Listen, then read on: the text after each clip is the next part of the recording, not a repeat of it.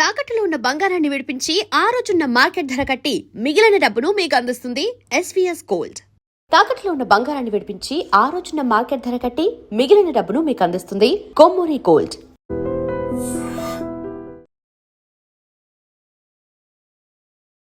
ఈరోజు నా షోలో అభినవ్ గోమటం గారు ఉన్నారు. मस्त शेड्स ఉన్నారా నీలా అబ్బో కమలాసన్ మనశంకర వరప్రసాద్ లాంటి ఒక పెద్ద హిట్, అలాంటి ఒక పెద్ద సక్సెస్ కొట్టిన తర్వాత ఎవ్వరికి కనిపించకుండా ఎటో వెళ్ళిపోయారు మీరు. యాక్చువల్లీ మీ మైండ్లో చిరంజీవి గారితో సినిమా వస్తుందన్న ఆశ కూడా లేదు. ఎలా మీరు ప్లేస్ అయ్యారు మనశంకర వరప్రసాద్? ఆపర్చునిటీ ఎలా వచ్చింది? చిరంజీవి గారు లాంటి ఒక యాక్టర్ ఇవాళ ఏం ప్రూవ్ చేయాలి? ఏముంది ప్రూవ్ చేయడానికి? అసలు ఆయన ఇవాళ ఇంట్లో కూర్చున్నా కూడా నేను చెయ్యను. ఇంకా ఎక్కడున్నాడు అభినవ్? అభినవ్ ఎక్కడ? ఫెంటాస్టిక్ అభినవ్ వెళ్ళిపోయాడా? టైం అయింది అనుకుంటా. అభినయుడి లేదు. అనిల్ రావిపూడి గారు ఇండస్ట్రీలో ఇప్పుడున్న డైరెక్టర్స్లో చెప్పి హిట్ కొట్టే డైరెక్టర్. ఆయన సినిమా చేసే ప్రతిసారి కొంతమంది దొరికేస్తాడు. క్రింజ్ అనుకోండి, ఏమన్నా అనుకోండి సార్. నాకు తెలిసి దానికి ఇంకా పేరు పెట్టడానికి అవసరం లేదు. పెట్టేవాళ్ళు పెట్టుకోనియండి. గంగూలీ ఆట మీరు చూసుంటారు, గంగూలీ కెప్టెన్సీ మీరు చూసుంటారు. అండ్ సౌరవ్ గంగూలీ ఎవరేమనుకున్నా సరే is the greatest Indian captain without winnowing a world cup. ఇద్దరు ఆల్రౌండర్స్, 4 బౌలర్లు, 5 బ్యాట్స్మెన్. ఇవాళ that template is being used by Australia.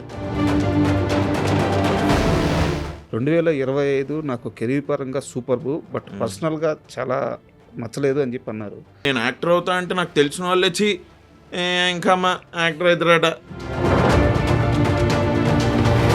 మీరందరికీ నేను ఈ నగరానికి ఏమైంది నుంచి తెలుసు. థియేటర్ నేను చేసేటప్పుడు మీకు తెలుసా? నాకు అప్పుడు ఫేము లేదు థియేటర్లో. పెళ్ళి ఎప్పుడు చేసుకోబోతున్నారు? అసలు చేసుకోరా? అరే ఎవరన్నా నీకు టీ తాపించి మరీ కొడతారని ఇప్పుడు అనుకున్నావని. ఈ నగరానికి ఏమైంది రిపీట్గా ఇప్పుడు స్టార్ట్ చేయకుండా ఉండుంటే ఇంకొన్ని రోజుల్లో మీ టీంని, తరుణ్ భాస్కర్ గారిని జనాలందరూ కొట్టేవారు ప్రేమతోనే. అవును, ప్రేమతోనే కొట్టేవారు. కరెక్టే. మనం కూడా మన గూడాలను సాయంత్రం కల్లా చేరి తప్పకుండా మద్యపానంలో మునిగి తేలాల్సిందే. Hi, welcome to my show. ఈరోజు నా షోలో అభినవ్ గోమటం గారు ఉన్నారు. సో ఈయనకి ఎలాంటి ఇంట్రడ్యూస్ అవసరం లేదు. సో నేను ఎలాంటి పరిచయ వ్యాఖ్యలు చెప్పట్లేదు, ఎందుకంటే ఈయన చేసిన సినిమాలు, ఆ సినిమా సక్సెస్లు, ఆ క్యారెక్టర్స్ మనందరికీ తెలుసు. రీసెంట్గా మనశంకర వరప్రసాద్ ఎంత పెద్ద సక్సెస్ అయిందో, దానిలో ముస్తఫా క్యారెక్టర్లో ఆయన ఎంత బాగా నటించారు మనందరికీ తెలుసు. సో అభినవ్ గోమటం గారు మనతో ఉన్నారు. ఆయన అడిగి ఆయన సినీ విశేషాలు, అలాగే లైఫ్ ఎలా వెళ్తుంది, మిగతా అన్ని విషయాలు తెలుసుకుందాం. హాయ్ సార్, నమస్తే. నమస్తే. Thank you for the non introduction. యాక్చువల్గా అది సక్సెస్ నా దృష్టిలో. అంటే చాలా మంది ఆర్టిస్టులు ఇంటర్వ్యూకి వస్తారు, వచ్చి కూర్చున్న తర్వాత మనకి ఆ సినిమాలో ఈ రోలు అది అని చెప్తా ఉంటారు. యాక్చువల్గా వాళ్ళు అవన్నీ అచీవ్ చేసేస్తారు, ఇంకా చెప్పకూడదు. సో అందుకే మీరు అవన్నీ అచీవ్ చేశారు. రిలేటబుల్ థింగ్ అని ఒకటి అంటారు సార్, స్క్రీన్ మీద కనిపించగానే అరే ఆ ఎక్స్ప్రెషన్ మనోడు మావోడు. సో మీరు అది ఆల్రెడీ సాధించేసుకున్నారు కాబట్టి నేను actually I'm very thankful to the audiences. అది ఒకటి అంటారు కదా, కొంచెం పెద్ద స్టార్స్కి కూడా మనకి ఇంత స్టార్డమ్ ఉందా అన్నది తెలియకుండా ఉంటుంది ఇది అని. నాకు కూడా చాలా సార్లు నేను అంత పెద్ద స్టార్ కాకపోయినా మన గురించి ఇంత బాగా అనుకుంటున్నారా అన్న విషయాలు నాకు పూర్తిగా తెలియదు. ఇప్పటికి కూడా నేను ఎక్కడికన్నా వెళ్తే ఎవరైనా గుర్తుపట్టకపోతే నాకు అలానే చాలా నార్మల్ అనిపిస్తుంది. ఓకే గ్రేట్, గుర్తుపట్టకపోతే ఏమైంది ఇది అని. మనం నిజంగా అంత పెద్ద ఏం చేసామని గుర్తుపట్టేయడానికి ఇట్లా అన్నట్టు ఉంటుంది. I'm very happy though, but audiences love and their affection. అసలు మీరు ఇప్పుడు అన్నట్టు దట్ రిలేటబిలిటీ ఫ్యాక్టర్, సంథింగ్ ఏదో సంపాదించుకున్నాం అన్న ఒక చిన్న తృప్తి అయితే ఉంది. అండ్ ఇంటర్వ్యూలోకి వెళ్ళే ముందు ఫస్ట్ క్వశ్చనే కొంచెం మీకు బలంగా అయిపోతున్నాను. ఎవరైనా సక్సెస్ని ఎంజాయ్ చేయాలనుకుంటారు, ఆ సక్సెస్ కోసం పరితపిస్తూ ఉంటారు. ఇండస్ట్రీలో చిన్న క్యారెక్టర్ అయినా, పెద్ద క్యారెక్టర్ అయినా, హీరో అయినా అందరూ చేసేది ఆ పని. ఆ సక్సెస్ని ఆ జ్యూస్ ఎంజాయ్ చేయాలనుకుంటారు. మనశంకర వరప్రసాద్ లాంటి ఒక పెద్ద హిట్ ఆల్మోస్ట్ 400 కోట్లకు దగ్గరగా వస్తుంది. అలాంటి ఓ పెద్ద సక్సెస్ కొట్టిన తర్వాత ఎవ్వరికీ కనిపించకుండా ఎటో వెళ్ళిపోయారు మీరు. యాక్చువల్లీ అలా ఏం లేదు sir. The thing is shooting నడుస్తూ ఉంది వేరే సినిమాలకి. సో ఆ షూట్లో ఆ దీనిలో కొంచెం నేను బిజీగా ఉన్నా. మధ్యలో ఒక వెడ్డింగ్ ఉండింది ఫ్యామిలీలో. And my brother came from Canada. So కొద్దిగా ఇప్పుడైనా ఫ్యామిలీ టైం కొంచెం ఇవ్వాలి అని ఆ దీంతో కూడా ఐ వాజ్ జస్ట్ అటు పర్సనల్ పని, ఇటు షూటింగ్ అండ్ మన save the tigers 3 dubbing okay. ఇవన్నీ చేసుకుంటూ సరే ఇంటర్వ్యూ ఇవ్వాలి అని అనుకుంటూ ఉన్నా. But I'm thankful for I dream. కొంచెం మీరు వెయిట్ చేసిన ఫీల్ అవ్వకుండా నన్ను మళ్ళీ పిలిచి. లేదు అంటే యాక్చువల్గా మనశంకర వరప్రసాద్ సక్సెస్ అని కాదు, కానీ మీ ఇంటర్వ్యూస్ చాలా బాగుంటాయి. Thank you. అంటే అక్కడ హోస్ట్ ఎవరున్నా సరే మీరు మాట్లాడే విధానం, స్ట్రైట్ ఫార్వర్డ్గా ఆన్సర్ ఇచ్చే విధానం, సో మీ ఇంటర్వ్యూస్ కూడా చాలా ఫ్యాన్ బేస్ ఉంది. రీసెంట్గా ఇప్పుడు మీ ఇంటర్వ్యూకి వస్తున్నానగా నా ప్రిపరేషన్ నేను చేసుకున్నాను. గ్రూప్ని క్వశ్చన్ అడిగా, ఓకే అభినవ్ గోమటం ఇంటర్వ్యూకి వస్తున్నాను, నాకు కొన్ని క్వశ్చన్స్ ఇవ్వమని చెప్పేసి. అది ఏదో తనకు తెలిసిన కొన్ని క్వశ్చన్స్ ఇచ్చి ఇతని ఇంటర్వ్యూలు చాలా బాగుంటాయి అని చెప్పి గ్రాక్ మీరు కావాలంటే మీరు తర్వాత సెట్ చేసుకోండి. చూడాలి ఒకసారి. Okay nice. అండ్ మీరు వరుణ్ తేజ్తో సినిమా చేశారు. అవును. ఆ సినిమా ప్రీ రిలీజ్ అనుకుంటాను. ఆ స్టేజ్ మీద ఉండి అసలు చిరంజీవి గారి సినిమాలకి రివ్యూలు చూస్తారా, రివ్యూలు చూడాలా, ఆయన సినిమా వస్తుందంటే వెళ్ళిపోవాలి, నెక్స్ట్ ఇయర్ వశిష్ఠ సినిమా వస్తుంది వెళ్ళి మనం చూసేద్దాము అని చెప్పి అన్నారనమాట. దాంతోపాటు ఒక ఇంటర్వ్యూలో కూర్చొని అదే ఇయర్లో ఎన్టీఆర్ గారితో సినిమా చేయాలి, రవితేజ గారితో సినిమా చేయాలి, బట్ చిరంజీవి గారితో మనం కోరుకోకూడదులే అని చెప్పి అన్నాను కదా. అన్నారు. ఎస్, అంటే అంత పెద్ద హీరోల పక్కన మనం కోరుకోకూడదులే అని చెప్పి అన్నట్టు అన్నారు అనమాట. సో ఎక్కడా కూడా మీ మైండ్లో చిరంజీవి గారితో సినిమా వస్తుందన్న ఆశ కూడా లేదు. బట్ సడన్గా అంటే నెక్స్ట్ ఇయర్కి పండక్కి వస్తారని మీకు ఆ ముందు ఇయర్ కూడా తెలియదు. ఎలా మీరు ప్లేస్ అయ్యారు మనశంకర వరప్రసాద్లో? ఆపర్చునిటీ ఎలా వచ్చింది? మీరు క్వశ్చన్ చాలా పెద్దది కాబట్టి నేను కూడా మీ ఫస్ట్ పార్ట్ నుంచి చెప్తాను. You are right. Operation Valentine 2024 February ఎండ్కి ప్రీ రిలీజ్ జరిగింది. ఆ టైంలో ఆబ్వియస్లీ సినిమాకి చేసాం కాబట్టి you are going to the pre రిలీజ్కి వెళ్ళిన తర్వాత నాకు తెలిసింది అచ్చా చిరంజీవి గారు వస్తున్నారా అని. ఓ మై గాడ్ అనుకున్నా నేను అసలు. అంటే for the first time I saw Chiranjeevi గారు లైవ్గా నా కళ్ళతోటి in pre release event of Operation Valentine. I was star struck అసలు. నిజంగానే అయ్యా ఏంటిది అని. అంటే బ్రో చిన్నప్పటి నుంచి అంటే I've seen Hindi films, I've seen Telugu films. నేను చాలా సినిమాలు చూస్తూనే పెరిగా. అమితాబ్ బచ్చన్ గారి సినిమాలు, దాని తర్వాత గోవిందా గారి సినిమాలు, షారుఖ్ ఖాన్, ఆమిర్ ఖాన్, సల్మాన్ ఖాన్, ఇంకా వీళ్ళందరూ అయితే మా జనరేషన్ అంటే మేము గ్రోయింగ్ అప్. అలా చిరంజీవి గారి సినిమాలు I think one of my first childhood memories of watching a film is that of, I'm being very honest, Chiranjeevi గారి డ్యాన్స్ ఫైట్స్. అది ఏ సినిమా ఏంటి అన్నది నేను తర్వాత రియలైజ్ అయ్యా. అంటే ఇన్ ఏజ్ వెన్ ఇదో సినిమా, దీన్ని సినిమా అంటారా అని కూడా తెలీదు. ఆ సింటాక్స్ ఏం తెలియదు, నాకు తెలీదు అసలు. అంటే this was probably when I was 5 years old, 6 years old. మేము అప్పుడు గుజరాత్లో ఉండేవాళ్ళం. మా డాడ్ ఎయిర్ ఫోర్స్ ఆఫీసర్. గుజరాత్లో ఉన్నప్పుడు ఏంటి అంటే బేసిక్గా ఈ ఎయిర్ ఫోర్స్ దీనిలో సౌత్ వాళ్ళని నార్త్కి, నార్త్ వాళ్ళని సౌత్ పోస్టింగ్స్ పడుతుంటాయి. మా డాడ్ తను ఎయిర్ ఫోర్స్లో ఉన్నంతకాలం all his postings were in north only. Begumpet, Hakimpet air force station ఒక 1 year, 2 years అదేదో హాలిడే లాగా. అంటే నాన్న ఇంటి నుంచి వెళ్ళింది, మిగతా సర్వీస్ అంతా నార్తే. నేను పుట్టింది ఇక్కడే పుట్టినా కూడా I was obviously taken to Bhuj air force station, Gujarat. అది ఫార్వర్డ్ బేస్. ఇంకొక 30-40 kilometers పాకిస్తాన్ బోర్డర్ టచ్ అవుద్ది. అలాంటి ప్లేస్లో lot of south Indians. So మాకు అక్కడ ఏంటంటే they was this open air auditorium. ఇదంతా నాకు అప్పుడు చూస్తున్నప్పుడు ఇవి చేస్తున్నప్పుడు తెలీదు. నేను తర్వాత when I was 12 years old, 13-14 years old, ఓహో ఇది సినిమానా, అచ్చా ఇది అరే బాగుందే. నాకు సినిమా ఇది సినిమానా అని తెలిసినప్పటి నుంచి చూస్తే మై పర్స్పెక్టివ్ వాస్ ఇది సినిమా కాదు, ఇది మ్యాజిక్ షో, ఏదో మ్యాజిక్ షో నడుస్తుంది ఇక్కడ అన్న ఫీలింగ్ నాకు 10 years, 11, 12 years అప్పుడు కూడా. When I know that this is film, ఓ ఇది హీరో, ఇది హీరోయిన్, విలన్ వచ్చాడు, ఇప్పుడు హీరో కొడతాడు, ఇట్లా ఆ అట్రాక్షన్ మీకు మ్యాజిక్ లాగా ఉంది. నాకు మ్యాజిక్ అది. నాకు అది ఏంటంటే ఒకసారి when I was a kid, నాకు ఇప్పటికి గుర్తుంది, మా అమ్మని అడిగా నేను, మనకి ఇప్పుడు సాంగ్స్ ఉంటాయి కదా, సాంగ్స్లో హీరో హీరోయిన్ ఒక లొకేషన్లో ఒక అటైర్ వేసుకొని డాన్స్ చేస్తాం, టప్మని లొకేషన్ చేంజ్ అవుద్ది, బట్టలు మారిపోద్ది. ఏంటి వీళ్ళు బట్టలు ఎప్పుడు మార్చుకున్నారు ఏంటి? That innocent I was, not knowing what I was watching. So అమ్మ ఏదో చెప్పింది. తర్వాత వెన్ ఐ రియలైజ్డ్, అండ్ ఒక 17-18 by the time I was 10th class, అరే అప్పుడు అట్లా అనుకున్నా కదా నేను, సో అది కూడా సినిమాలే. So when I was a kid, my first glimpses of watching, ఏదో ఆడుకుంటూ అటు ఇటు వెళ్తూ ఇంట్లో వాళ్ళు సినిమా చూస్తుంటే ఇదేంటి అని ఒక 5-10 నిమిషాలు ఉండి, మనకు అప్పుడు అటెన్షన్ స్పాన్ తక్కువ ఉంటుంది చిన్న పిల్లలు, మళ్ళీ వెళ్ళిపోయాం పరిగెట్టుకుంటూ బయటకు ఆడుకున్నాం, మళ్ళీ వచ్చాం, ఏదో అట్లా.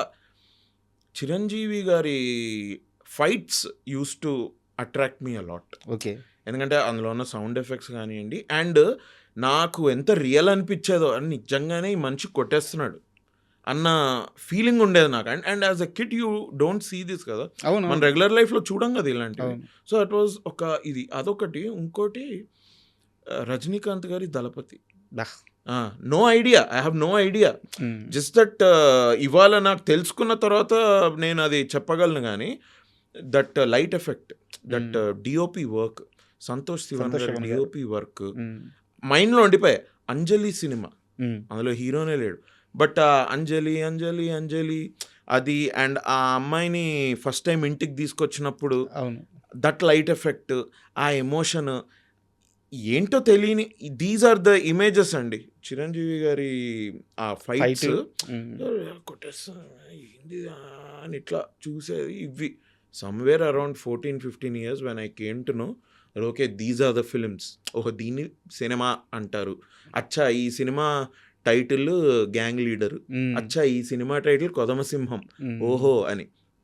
అప్పటికి వి వర్ ఇన్ హైదరాబాద్, అండ్ మా డాడీ వైపు ఫ్యామిలీ అనమాట, దే ఆర్ పిచ్చ ఫ్యాన్స్ చిరంజీవి గారికి, పిచ్చ ఫ్యాన్స్ అసలు. అంటే మా డాడీ వాళ్ళ తమ్ముడు బాబాయ్, మా డాడీకి 2 sisters, మొత్తం అంటే మా అత్తయ్యలు 2 అత్తలు. మేము మా తాతయ్య వాళ్ళ ఇంట్లో కలిసాము అంటే for Sankranti, for new year, 100% నాకు ఇప్పటికి గుర్తుంది. VHS టేప్స్ రెంట్ మీదకి తెచ్చుకోవాలి అన్నది అదొక పని. నేను నాన్నతోటి వెళ్ళేవాడిని స్కూటర్లో ముందు కూర్చొని, వి యూస్ టు గో, ఒక 3-4 క్యాసెట్లు, అవన్నీ చిరంజీవి గారివే. నేను అలా చూసిన సినిమాలే గ్యాంగ్ లీడరు, కొదమసింహము, కొండవీటి దొంగ, వేట అదొక సినిమా నాకు చాలా ఇష్టం. అది తర్వాత ఈటీవీలోనో జెమినీ టీవీలోనో I once when I was probably intermediate, ఆ టైంలో చంటబ్బాయి, స్వయం కృషి, ఇవన్నీ నేను అప్పుడు చూసినవి. బట్ అండ్ తర్వాత ఇంకా మనం ఇంటర్మీడియట్లో వచ్చిన తర్వాత అసలు ఇంజనీరింగ్కి వచ్చేసి, ఇంజనీరింగ్ అప్పుడే ఫస్ట్ ఇయర్, ఇది 10th, ఈ టైంలో ఇంకా సినిమాలు ఒకదాని తర్వాత ఒకటి వస్తుంటే, ఆ టైంలో ఒక పెద్ద హై వాజ్ ఇంద్ర సినిమా, అంత పెద్ద హిట్ అవ్వడం, పెద్ద బ్లాస్ట్ అది. అండ్ నాకు ఇప్పటికి గుర్తుంది, మా ఫ్రెండ్స్ నేను వైట్ షర్ట్ వైట్ ప్యాంట్ కుట్టించుకోవడం, ఊరికే కాలేజ్కి వెళ్తా, కాలేజ్ నో యూనిఫామ్ కదా, let's wear that and go అని, వైట్ ఇంద్ర ఇంపాక్ట్, అబ్బా ఏం సినిమా రా అది అని. అండ్ ఇవన్నీ పేరెంట్స్ తోటే వెళ్ళినవి సినిమాలు. ఇంత అండ్ నేను ఇవన్నీ యాక్చువల్లీ ప్రీ రిలీజ్ చెప్దాం అనుకున్నా, అంత టైం తీసుకోకూడదు కదా, మరీ టైం ఎక్కువైపోతుందని చెప్పలేదు. When I decided to become an actor, and theatre చేశాను నేను, that's where I started my acting. అంటే ఎక్కడో దగ్గర చెయ్యాలి, ఏం చేయాలి నాకు తెలియదు, నాకు ఇండస్ట్రీలో ఎవరు తెలియదు, నాకు ఫిలిం నగర్లో వెళ్తే ఏ ఇంటికి వెళ్ళాలి, ఏ ఆఫీస్కి వెళ్ళాలి, ఎవరేంటి ఏమి తెలియదు నాకు. మీ థియేటర్ ప్లేస్ గురించి నాకు తెలుసు ఏమేమి ప్లే చేశారు.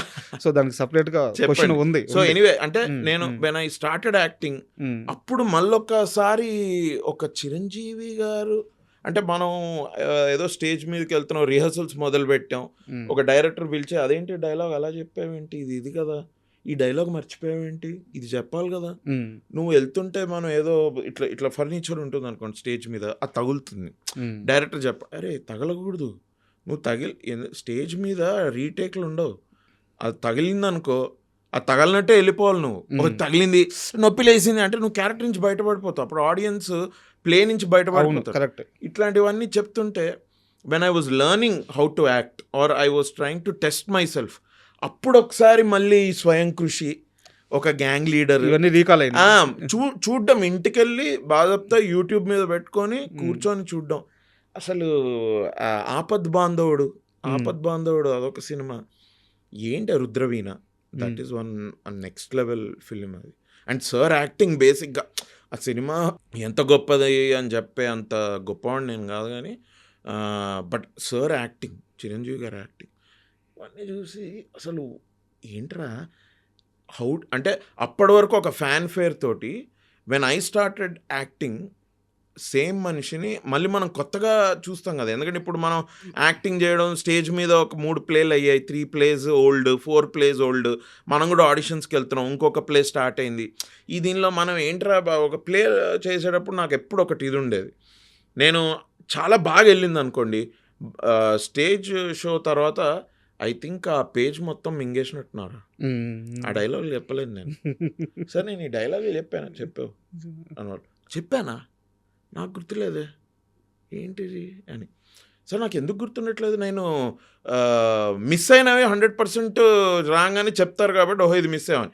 అద్భుతంగా జరిగిన ప్లే, ఏది తప్పులు జరగలేదు యాక్టర్స్ వైపు నుంచి, లైట్ అది అంత మ్యూజిక్ క్యూ మీద వచ్చింది, లైట్ క్యూ మీద వచ్చింది, ఎవ్రీథింగ్ గ్రేట్.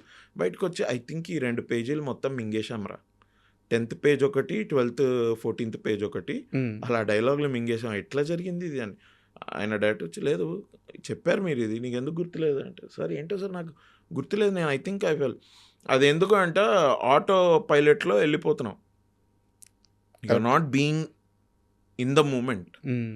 నువ్వు రిహర్సల్స్ చేసాం మనం, ఏ థియేటర్ ప్లేకైనా 2 months 3 months రిహర్సల్స్ జరుగుతుంది సార్, లేకపోతే అది అలా చేయకపోతే ఒక 150 పేజీలు వెళ్ళి స్టేజ్ మీద చెప్పడం అది ఇట్స్ నాట్ పాసిబుల్.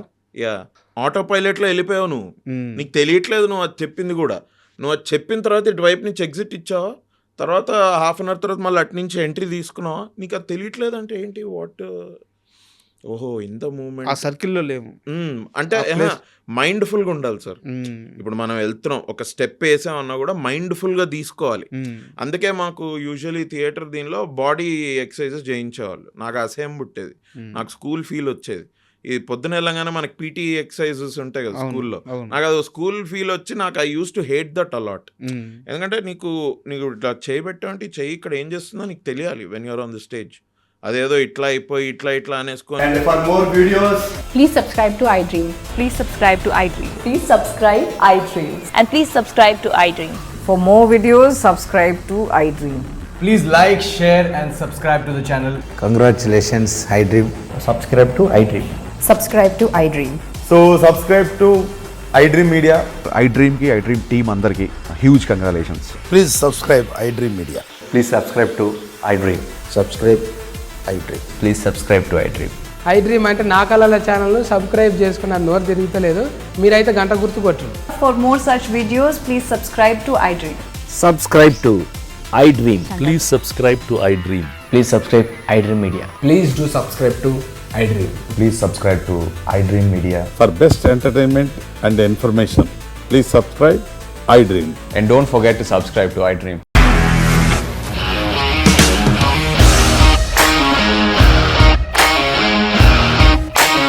ఇండస్ట్రీలో కమిట్మెంట్ ఇష్యూస్ వస్తే నీకు కూడా వచ్చినట్టు మార్నింగ్ తీసుకెళ్ళాలంటే కొట్టి పడేసాడు.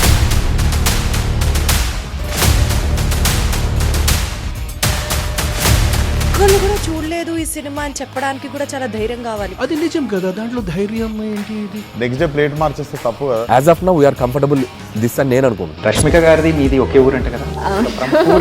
నీకు కోపం వచ్చిందంటే బాగా తిట్టేత్తరా? తిట్టేద్దామండి. నిజంగా గేమ్ ని ఎలా చేంజ్ చేయగలిగారు? ఏపీఎస్ఎఫ్సి వాళ్ళకి 6 నెలల్లో నేను 6 లక్షలు కట్టా. బిజినెస్ చేయాలనుకుంటే it is as difficult as riding a tiger.